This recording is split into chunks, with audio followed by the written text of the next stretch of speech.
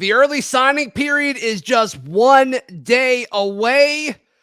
What do we want to happen? And Merry Flipmas, everyone. Listen, put me in the parking lot, with Bears, and I'll go out there and play. It don't matter. You are Locked On Auburn, your daily podcast on the Auburn Tigers. Part of the Locked On Podcast Network, your team every day. Yes, welcome on into Locked On Auburn, your daily Auburn Tigers podcast. I'm your host, Zac Blackerby, and thank you so much for making Locked On Auburn your first listen every single day. Happy Charlie Tuesday to all who celebrate. We are joined by Auburn message board legend Charlie 5. Merry Flipmas, my friend. We are 1 day away from one of the craziest days of the year. The early signing day will finally be here. The first of the Hugh Freeze era at Auburn, and I'm here for it. It feels so good to be excited about signing day again, and not dread. Bundle up. It's freezing outside. How about that? Yeah, it's freezing. It's freezing, as it should. Literally and figuratively. That's right. That's right. Merry Flipmas to all, and to all a good night. There's no question about it. All right, so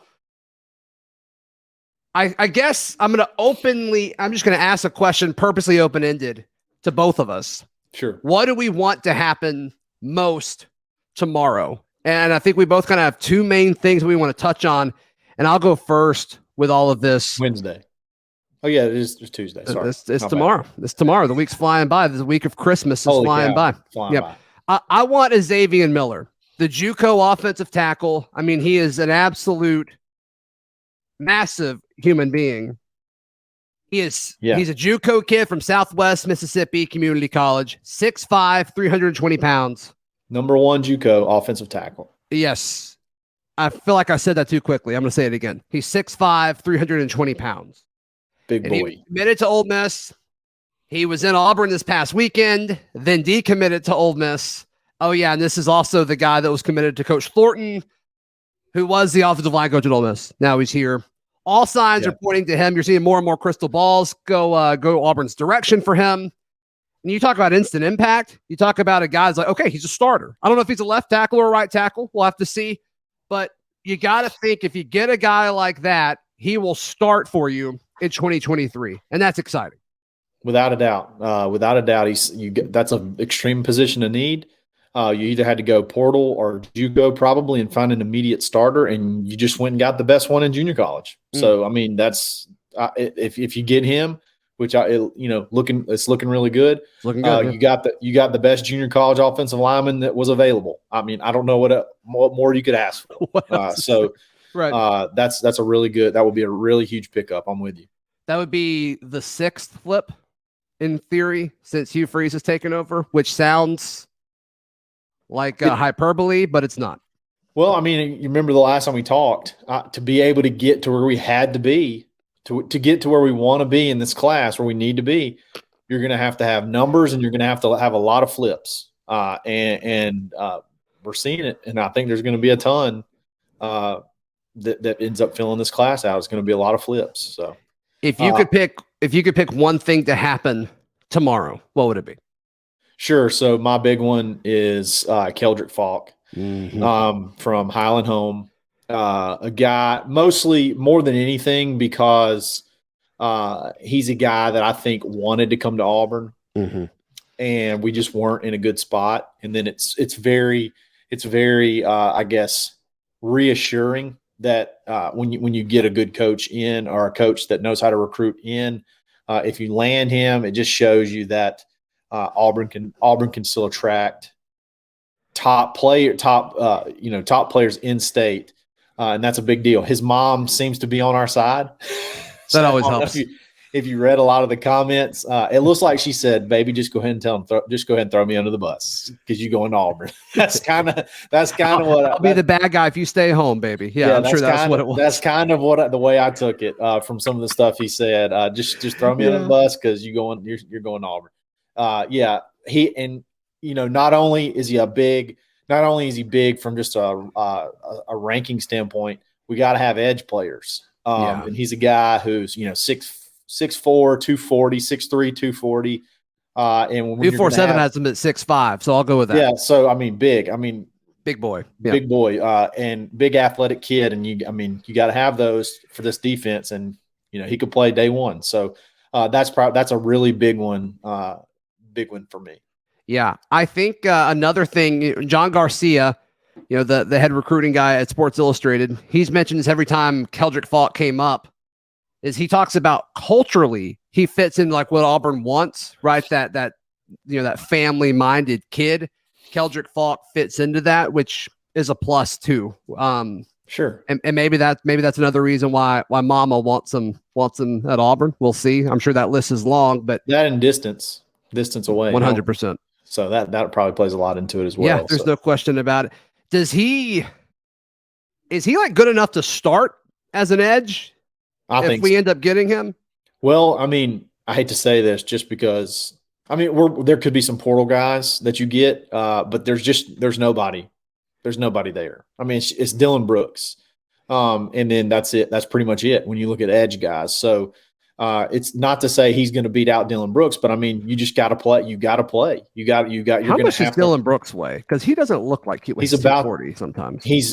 I would say somewhere in that neighborhood, 230 to 245, something like that. So I think he's a very Dylan Brooks-esque body type guy already. So Auburn, and they always kind of shoot up a little bit, right? They've got him at 6'4", 232. Yeah, so he's a little bit bigger. He's probably a little bit bigger than Dylan already. So we need that.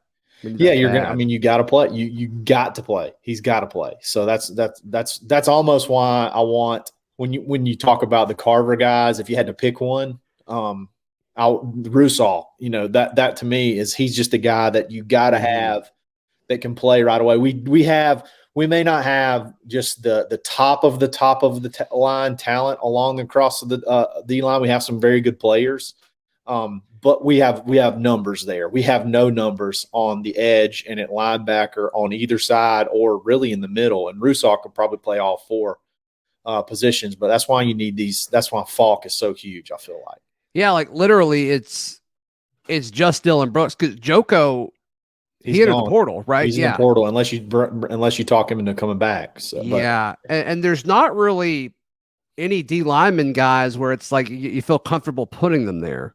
No, we don't. It's big guys. That when your defensive linemen, they're all big guys. They're all 300 pounds. So, but if we're doing this 3-man front thing, really you need to play more of an outside linebacker, and we just don't have that. We just don't have hardly any. Yeah. Wouldn't hate to see Steiner try that because what he's doing now is not working. And he's athletic. Like there's no question of how athletic he is. Maybe if you kind of put him in that role, maybe that happens. But that's really the only one I can come up with. Yeah, it's like that may be something you could look at too, because someone mentioned the other day that, and I didn't know this. Robert Woodyard, who was a freshman, he was a Rivals 100 guy. He was Scout Team Defensive Player of the Year. Which that has to mean something. So, maybe he can take a step forward and be ready to play in the middle and you can move. Yeah. But there's just no numbers there. So you got to have a guy like Faulk. He's huge. You got to have him. He can play right away. I love that. Yes, maybe that's helping Hugh Freeze and company kind of push that, but we'll see. All right. We both have one more thing that we really, really want to see happen during the early signing period starting tomorrow. We will share with you what that is in just a moment. Also, Auburn offered a quarterback. What does that mean? Today's show is brought to you by our friends at LinkedIn Jobs. If you are hiring, doesn't matter what size your business is, you need to check out our friends at LinkedIn Jobs. We know you don't have the time to really go through these hundreds of applicants. LinkedIn Jobs helps you. They equip you with all of these tools like screening questions, and they make sure, okay, if you need somebody with this kind of qualification that you get it, and say, hey, these are the 4 or 5 top folks that we would recommend to you. You can look through those and say, all right, I have found my person, or I want to interview these 3 or 4 people. It's great. LinkedIn Jobs helps you find the qualified candidates you want to talk to faster. Post your job for free at linkedin.com/lockedoncollege. That is linkedin.com/lockedoncollege to post your job for free. Terms and conditions apply. Charlie 5, our guest, as he is every single Charlie Tuesday. The next thing I really want to happen tomorrow is for Auburn to get another flip. This one, Kayin Lee, the cornerback who has been committed to Ohio State for a hot minute. I think he is an NFL corner, and you're hearing more and more buzz about Kayin Lee to Auburn, Kayin Lee to Auburn. Zach Getheridge is probably driving this kid crazy. Crime Dog's probably in the mix with Coach McGriff being added as corners coach as well. I've got a good feeling about this, Charlie 5. And you just look at the run of number one corners, and Ohio State has one right now too, but from Carlton Davis to Jamel Dean to Noah Igbenogany to Roger McCreary to what I think is about to be DJ James in 2023. I think been on a run, yeah. I think Kayin Lee's the next one. I really do. I think this guy's an NFL corner, and hopefully he kind of tilts Auburn's way tomorrow. It's another one where I think Mama wins. It's another one where I think Mom wins in the end. So Zach has a way with the moms. Apparently, he's charming the mom. I don't know if he's the lead recruiter on Faulk, but we seem to be doing well with Mama, and that's a good deal. That's a very good strategy. It's going to pay off. He's from Ellenwood, Georgia. Like, don't go. Yeah. You don't want to go to Columbus. No, you want to come down the road. Down the road. You're just far enough away from home, but not too close. So you can come. I think this kid could be a huge impact. Right off the bat, anybody that gets an offer from Ohio State when they're recruiting the way they're recruiting is a good player, and I'm a huge fan of his. And is it how do you say is it? It's there's no L. You're right. I thought it was Kayin forever, but it's like Kayin or Kayin Lee. Yeah, Kayin or Kayin Lee. I don't know. We'll have to. We'll just have to make up a name. Well, you know why it's not Kayin? Because he doesn't know what an L is. He's never taken an L in his life. Never taken one. I think a huge flip. It's funny. This could be the greatest defensive back class that we've ever had. But one of the ones that I would love to see is Tony Mitchell from Thompson for a couple of reasons. Number one, it's always good to flip a kid from Alabama. Sure. Number two, we never get kids from Thompson, which is big. We got Sawyer Pate. Yeah, true. Good point. He's the GOAT. But I just think he's an NFL safety. I think he's good. He's a big time 6'2" kid, 6'2", very rangy.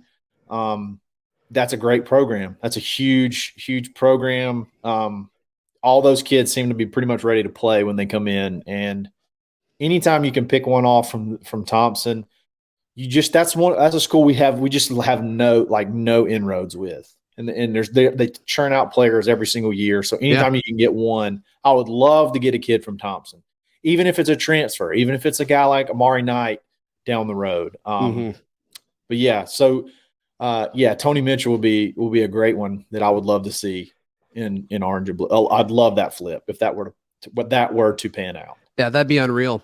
And it kind of sent a message, too. I think it does more than just kind of his roster spot. I think it does more than that, too. And Thompson ties as well. Sure. Yeah, you mentioned a great defensive back class.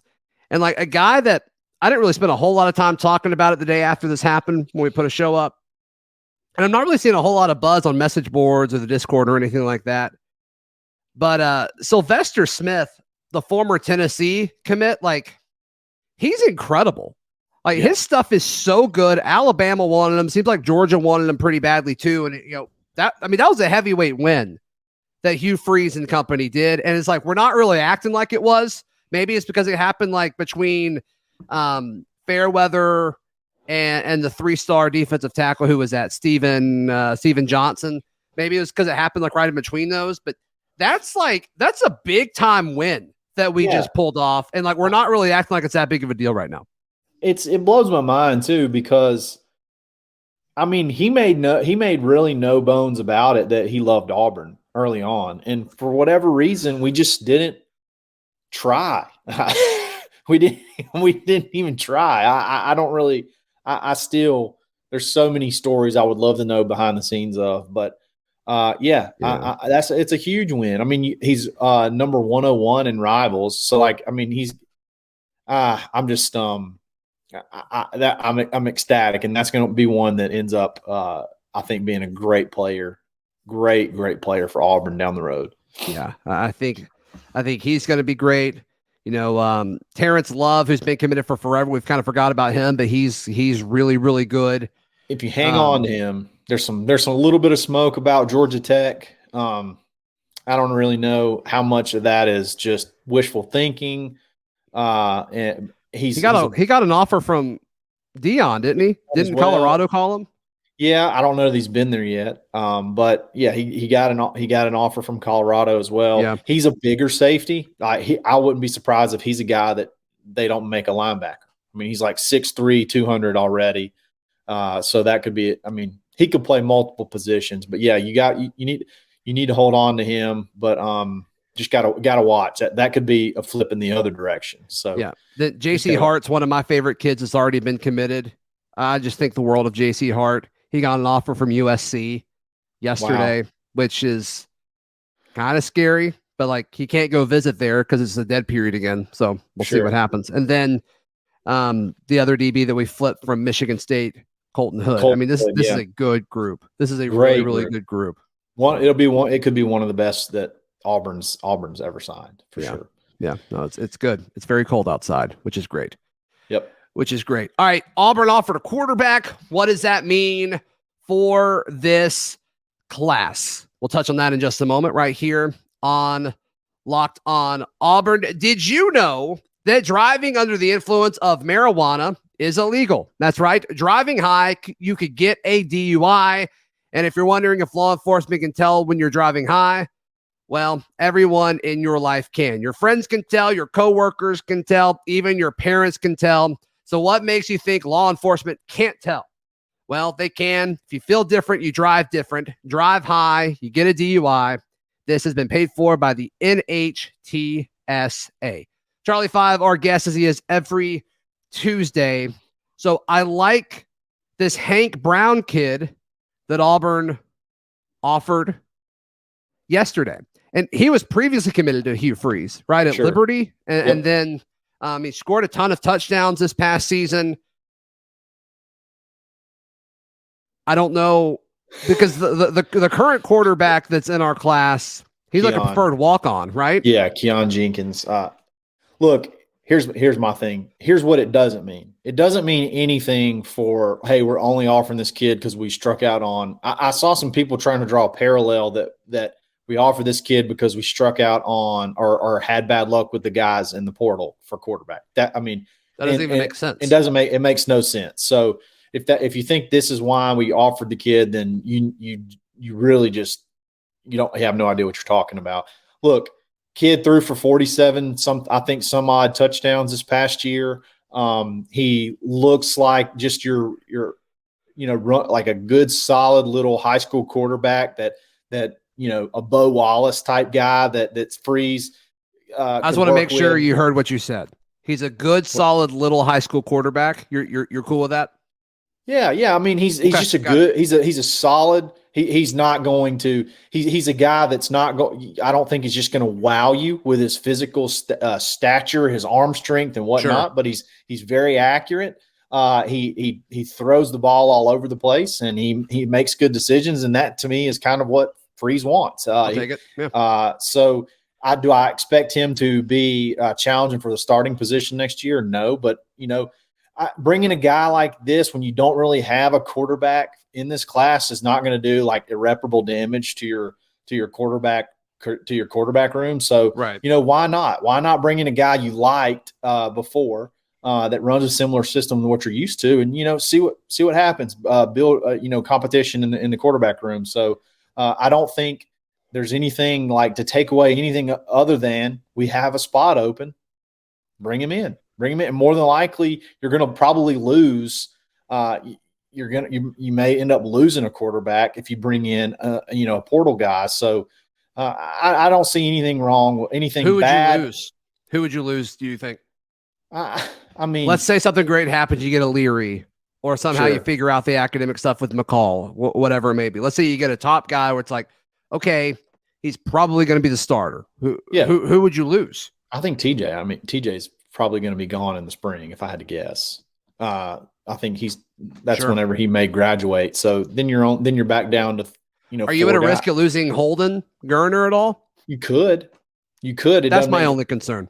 It doesn't make a lot. It wouldn't really make a whole lot of sense for him to leave. But I guess you could. You could, in theory, lose any of them. You could, in theory, lose Robbie, I guess, if he were to get mad enough if you bring in a portal guy. It's tougher for him to leave, though, right? It is because he used his 1 year, right? Yeah, and I don't think he's in a situation where he can like graduate in a semester or anything like that. So sure.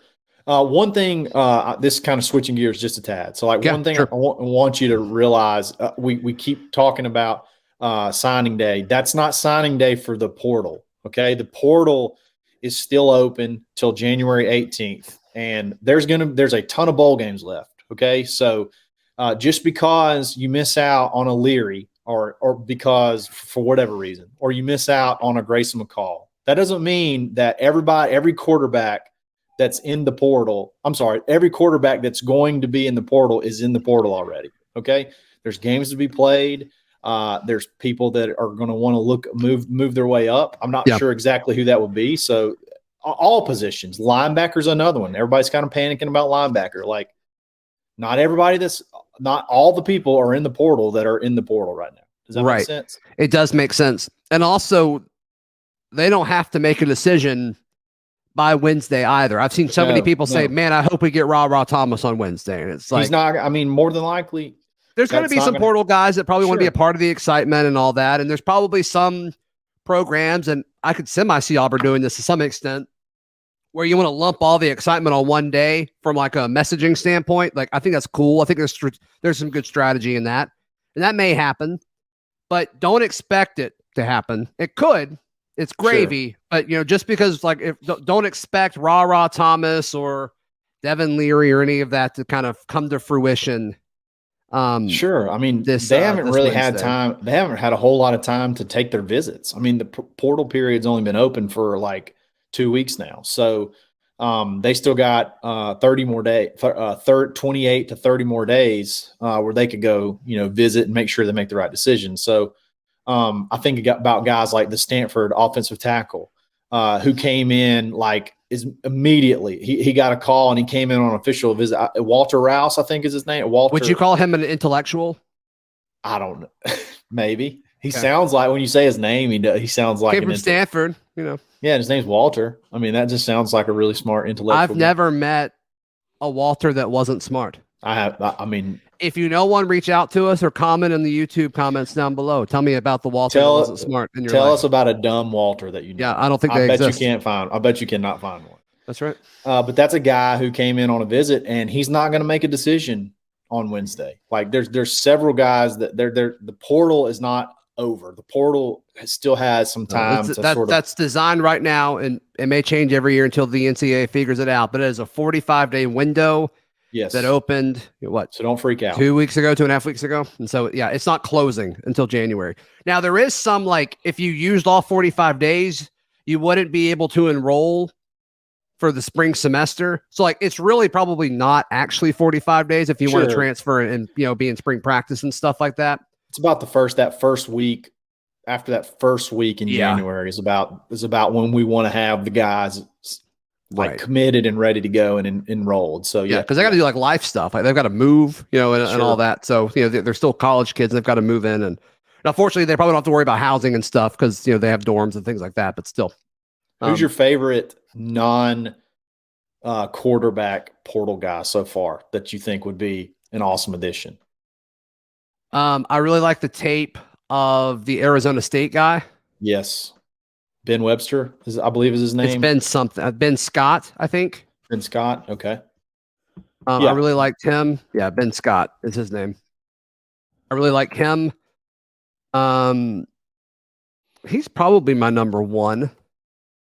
So I think he can come in and play right away. He's a center though, so it's center or guard. We need that. He could play right away. He would be your starter. He's a big time guy.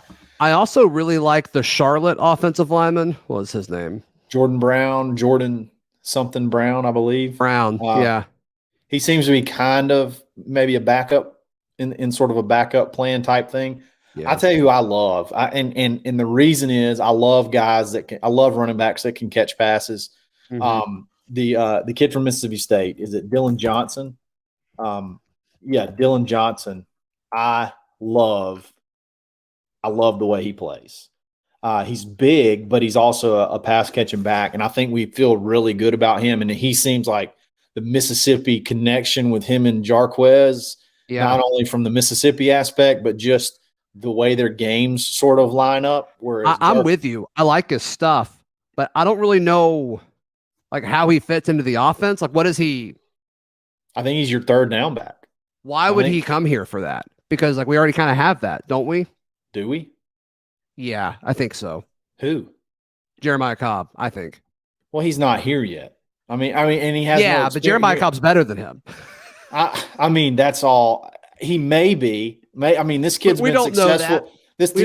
You're right. This kid's been successful in the SEC. Like he's had good. He has good numbers. If you could get one, if you could have him or Jeremiah Cobb, who are you taking? I'd take him. I'd take Dylan Johnson right now. Whoa, dude! Yeah. You'd rather have him than Jeremiah Cobb? But that doesn't mean that's because I have the known quantity over the unknown quantity in the SEC. That doesn't mean I don't like Jeremiah Cobb. Jeremiah Cobb, sure. No, I understand. I'm still surprised, but I understand. Is absolutely outstanding. But this kid, he's got 2 years to play, and he catches the ball out of the backfield.